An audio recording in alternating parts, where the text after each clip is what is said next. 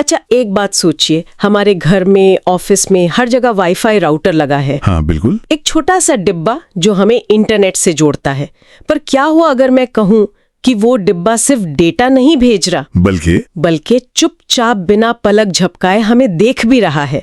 और ये देखना किसी सीसीटीवी कैमरे से कहीं ज्यादा खतरनाक है, क्योंकि ये मतलब पूरी तरह से अदृश्य है। ये सुनने में किसी साइंस फिक्शन फिल्म की कहानी लगती है ना, पर ये हकीकत है। सही में। हाँ, और हम यहाँ किसी हैकिंग या पासवर्ड चोरी की बात नहीं कर रहे हैं।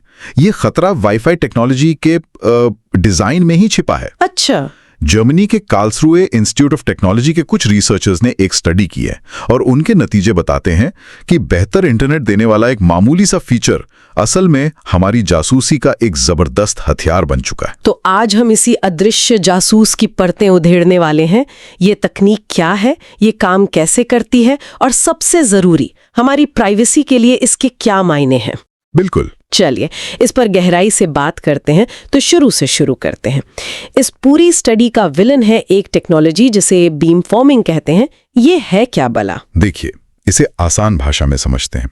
पुराने वाईफाई राउटर्स एक बल्ब की तरह होते थे। बल्ब की तरह? हाँ, जैसे बल्ब जलता है तो रोशनी पूरे कमरे में बराबर फैलती है, वैसे ही वो राउटर सिग्नल को हर दिशा में फैला देते थे, चाहे आपका फोन कहीं भी हो।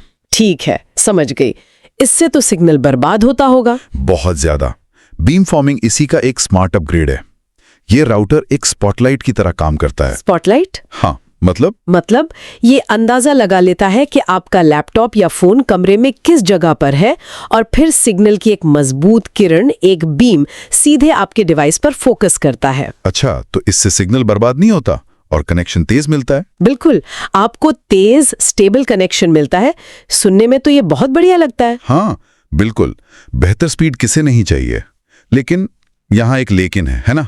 बिल्कुल है। स्टडी कहती है कि स्पॉटलाइट की तरह सिग्नल फोकस करने के लिए राउटर और डिवाइस के बीच लगातार बातचीत होती रहती है, एक तरह की फुसफुसाहट। बिल्कुल सही पकड़ा।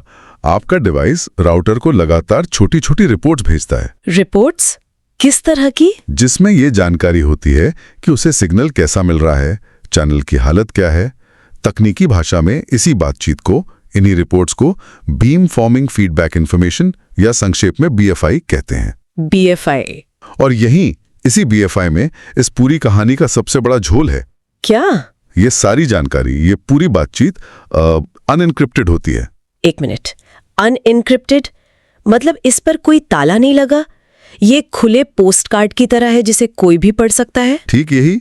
ये जानकारी हवा में तैर रही है और इसे कोई भी सुन सकता है। कोई भी? सोचिए, आपके आसपास कोई ऐसा डिवाइस लेकर बैठा हो जो खास तौर पर इन सिग्नलों को सुनने के लिए बनाया गया है, तो वो आपके डिवाइस और राउटर की सारी बातचीत पकड़ सकता है, उनको पढ़ रहा है। ये तो वाकई में चिंता की बात है। अगर ये जानकारी इतनी आसानी से हवा में उपलब्ध है, तो किसी ने तो इसका गलत इस्तेमाल करने की सोची होगी। क्या इसी पर यह जर्मन स्टडी आधारित है? बिल्कुल।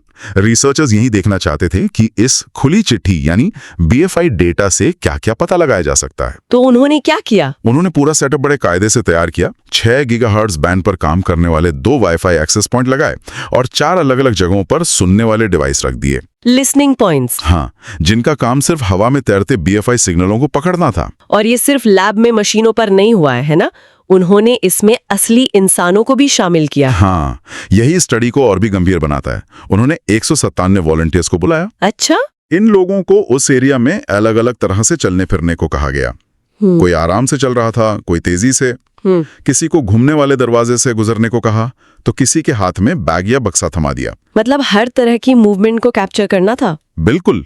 मकसद ये देखना था कि इंसान की हर छोटी बड़ी हरकत से इन वाईफाई सिग्नलों पर क्या असर पड़ता है। ठीक है, तो उन्होंने लोगों की हरकतों से पैदा हुए BFI डेटा का एक विशाल खजाना इकट्ठा कर लिया। फिर इसका क्या किया? यहीं पर आर्टिफिशियल इंटेलिजेंस यानी AI का, आप कह सकते हैं, जादू आता है। ओके। उन्होंने इस सारे डेटा को एक न्यूरल नेटवर्क को सिखाया। AI को ये ट्रेनिंग दी गई कि वो सिग्नल में होने वाले छोटे छोटे बदलावों को इंसान के चलने के खास अंदाज से जोड़कर देखें। चलने का अंदाज? हाँ, हर इंसान के चलने का एक यूनिक तरीका होता है जिसे गेट कहते हैं। AI को यही गेट पहचानना सिखाया गया। तो उन्होंने AI को ये डेटा दिखाकर पूछा, बताओ ये कौन चल रहा है? मुझे लगता है कि शायद 50-60% सटीकता मिली होगी, जो अपने आप में डरावना है। आपकी सोच से कहीं ज्यादा। सच में? नतीजे इतने सटीक थे कि शायद रिसर्चर्स भी हैरान रह गए होंगे। सिर्फ BFI डेटा का इस्तेमाल करके उनके मॉडल ने 160 से ज्यादा लोगों को उनके चलने के अंदाज से कितने? 99.5% सटीकता के साथ पहचान लिया। क्या 99.5%? ये तो मजाक नहीं है। बिल्कुल नहीं। मतलब 200 लोगों में से सिर्फ एक व्यक्ति को पहचानने में गलती हुई। इसका मतलब तो ये हुआ कि ये सिर्फ डेटा नहीं है, ये एक डिजिटल चाल का फिंगरप्रिंट है। सही शब्द। जिस तरह हमारी उंगलियों के निशान अनोखे होते हैं, वैसे ही हमारे चलने का तरीका भी है।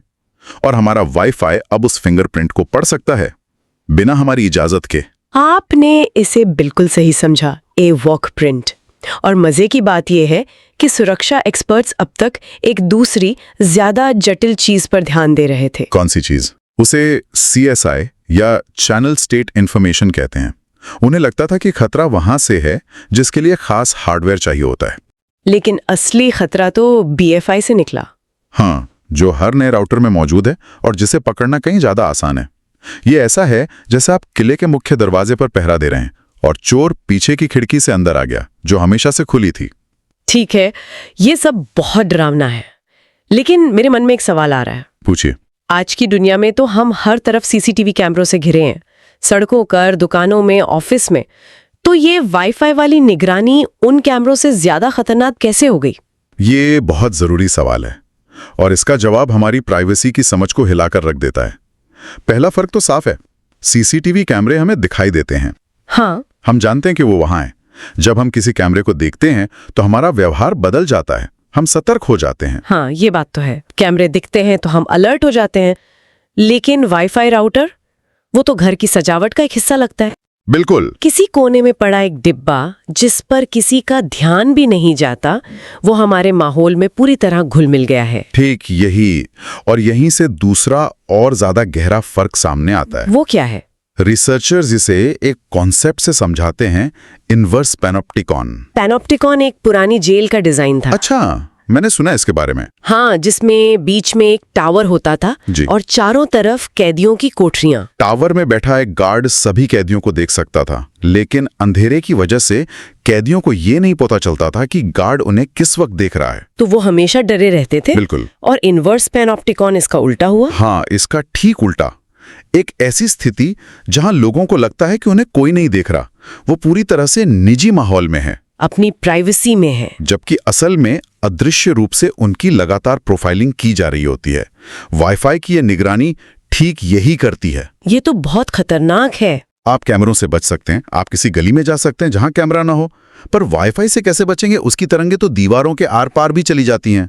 वो तो हवा में हर जगह है। तो ये सुरक्षा का एक झूठा एहसास देती हैं। बिल्कुल। जबकि आपकी हर हरकत दर्ज हो रही होती है। इनवर्स पैनोप्टिक, ये सोचकर ही अजीब लग रहा है। मतलब मेरे घर में जो राउटर लगा है वो सिर्फ मुझे इंटरनेट नहीं दे रहा, बल्कि ये भी जान सकता है कि मैं रात में कितनी बार किचन तक पानी पीने गई। सैद्धांतिक रूप से हाँ। ये तो निजता पर बहुत बड़ा हमला है। तो चलिए अब इसके असल नतीजों पर आते हैं। मान लिया कि सिस्टम ने मेरी चाल के फिंगरप्रिंट से मुझे पहचान लिया, इसके आगे क्या? खतरा पहचान पर खत्म नहीं होता, बल्कि वहां से शुरू होता है। ओह, यही इस स्टडी की सबसे बड़ी चेतावनी है। एक बार जब सिस्टम किसी व्यक्ति को उसकी चाल से पहचान लेता है, मान लीजिए उसे व्यक्ति X का टैग दे देता है, तो भविष्य में उस वाईफाई जोन में उस व्यक्ति की हर गतिविधि उसी प्रोफाइल में जुड़ती जाएगी। हाँ, उसी व्यक्ति X की प्रोफाइल में जुड़ती जाती है। मतलब एक बार पहचान हो गई तो वो व्यक्ति जब भी उस नेटवर्क की रेंज में आएगा, सिस्टम उसे ट्रैक करता रहेगा। बिल्कुल। वो ऑफिस में कब आया, कब गया, कितनी देर अपनी डेस्क पर बैठा, कितनी बार कॉफी मशीन तक गया, वो स्टोर में कितनी बार आता है, आते ही सीधे महंगे सामान वाले सेक्शन में जाता है या डिस्काउंट वाले में। ठीक यही। ये सारा डेटा व्यक्ति X की प्रोफाइल में जुड़ता जाएगा।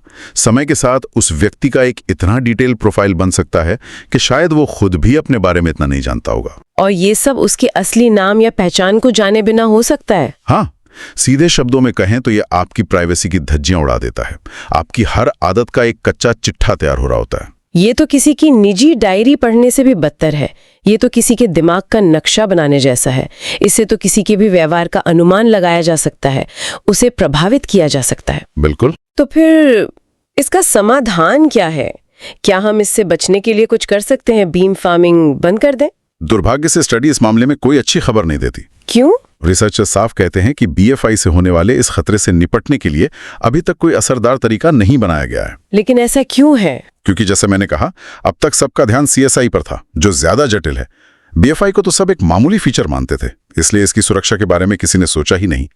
तो इस स्टडी ने उस खुली खिड़की की तरफ सबका ध्यान खींचा है जिसे सब नजरअंदाज कर रहे थे। हाँ, बिल्कुल। तो मतलब हम एक ऐसी टेक्नोलॉजी का इस्तेमाल कर रहे हैं जिसका एक हिस्सा हमारी जासूसी कर सकता है और हमें पता भी नहीं कि उसे कैसे रोका जाए। ये तो बहुत बड़ी लापरवाही है। हाँ, ये टेक्नोलॉजी की दुनिया का एक क्लासिक केस है। हम सुविधा और स्पीड के पीछे इतना भागते हैं कि सुरक्षा के बारे में सोचना भूल जाते हैं। पहले फीचर लॉन्च कर दो और जब उससे कोई बड़ा नुकसान होता है तब उसकी सुरक्षा के बारे में सोचा जाता है। BFI के मामले में भी यही हुआ है। तो आज की इस पूरी बातचीत का सार क्या है? हमने एक ऐसी टेक्नोलॉजी से शुरुआत की जो बेहतर इंटरनेट का वादा करती थी और हम एक ऐसे अदृश्य जासूस तक पहुंच गए जो हमारी चाल से हमारी पहचान कर सकता है। हमने जाना कि वाईफाई का बीम फॉर्मिंग फीचर लगातार अनइनक्रिप्टेड BFI डेटा हवा में छोड़ता रहता है। इस डेटा को पकड़कर और AI की मदद से किसी भी व्यक्ति को उसकी चाल से 99.5% सटीकता से पहचाना जा सकता है और इसके लिए वाईफाई पासवर्ड की भी जरूरत नहीं। और हमने ये भी समझा कि ये निगरानी CCTV से ज्यादा खतरनाक क्यों है, क्योंकि ये अदृश्य है, हर जगह है और ये इनवर्स पेनोप्टिकॉन माहौल बनाती है जहां हमें प्राइवेसी का भ्रम होता है। हाँ, जबकि हमारी हर हरकत का डिजिटल फिंगरप्रिंट बन रहा होता है। हम सब अपनी जिंदगी को आसान बनाने के लिए टेक्नोलॉजी को अपना रहे हैं और इसमें कुछ गलत भी नहीं है, लेकिन ये स्टडी जाते जाते एक बहुत बड़ा सवाल छोड़ जाती है। वो क्या है? बेहतर कनेक्टिविटी और सुविधा की इस दौड़ में हम अनजाने में अपनी निजता का कौन सा सौदा कर रहे हैं? जब हमारे चारों ओर की हवा में मौजूद तरंगे ही हमारी पहचान कर सकती हैं, हमारी आदतों का नक्शा बना सकती हैं, तो फिर गोपनीयता का असली मतलब क्या रह जाता है?